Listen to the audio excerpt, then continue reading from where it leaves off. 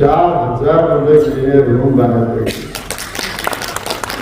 आणि जर 4,000 मुलं इथं अवसरीला शिकून बाहेर पडत असतील आणि जगामध्ये जात असतील, देशामध्ये जात असतील, तर त्यांच्यासाठी आपल्याला निश्चितच एक संधी आई वडिलांची ऐकत आहे की नाही याच्यापेक्षा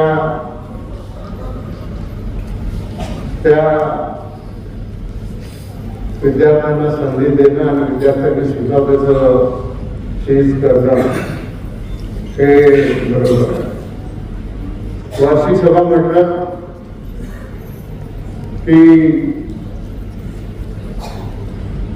सभासद समोर बसतील, संचालक मंडळ एमडी इकडे बसतील, सभासदांनी प्रश्न विचारावे, संचालक मंडळाने उत्तरं द्यावी, एखादं उत्तर जवळ नसेल तर नंतर द्यावं.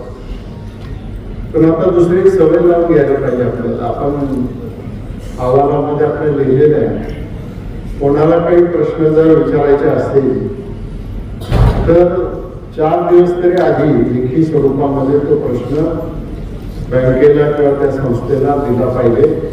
आणि तो प्रश्न दिला की मग त्याची उत्तरं सुद्धा योग्य पद्धतीने त्या ठिकाणी देता येईल. आणि हे वर्षापासून चालू आहे.